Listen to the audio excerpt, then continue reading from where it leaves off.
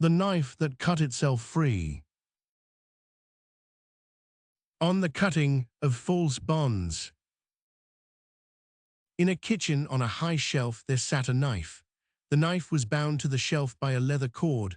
The cord had been put there many years before by a man who could not remember why he had done it.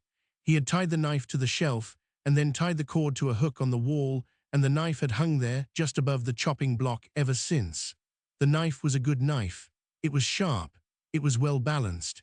It had been made by a craftsman of some skill. It longed to cut. But it was bound by the leather cord. The cord was not particularly thick. It was an ordinary cord. The knife, being sharp, could in theory have cut it. The knife had, in fact, tried to cut it many times. The knife had pressed its edge against the cord.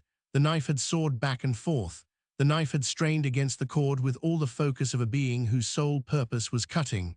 The cord had not broken. The knife could not understand this. It cut everything else. It cut bread.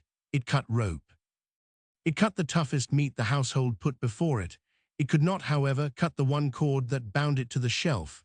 The knife was furious. It worked at the cord for years. It worked at it with all the focus it possessed. It made small marks on the leather. It nicked the fibers, but the cord somehow always held. In the knife's 20th year of effort, it stopped trying. It did not stop because it had given up. It stopped because it had, for the first time, no specific desire to be elsewhere. Bread was being cut by the cook with a different knife. The rope was being cut by the boy with the small blade.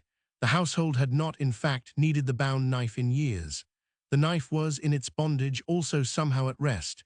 It sat on its shelf, and it did not press against the cord, and it did not saw, and it did not strain. It simply was.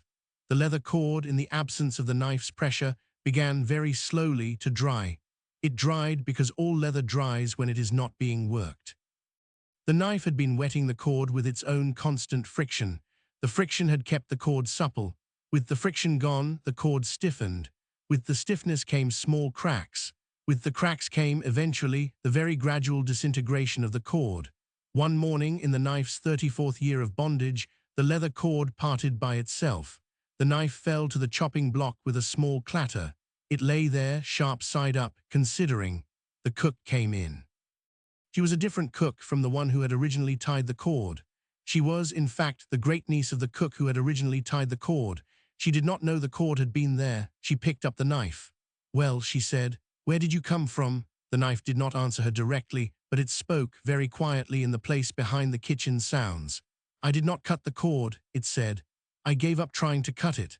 The cord dried because I was no longer wetting it with my friction. The cord broke of itself.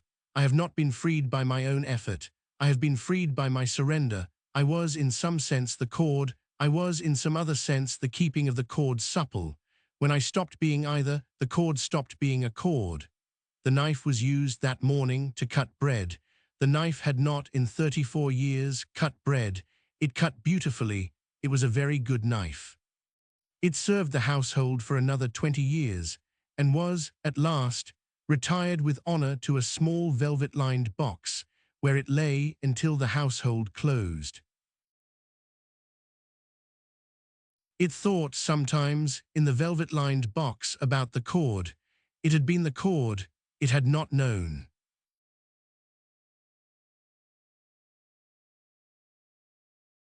The cord that binds you is kept supple by your effort to cut it. The friction of your striving wets the leather. You will not cut the cord. You will become the cord. The cord parts of itself. In the year you stop, you have not freed yourself. You have stopped being your own bondage.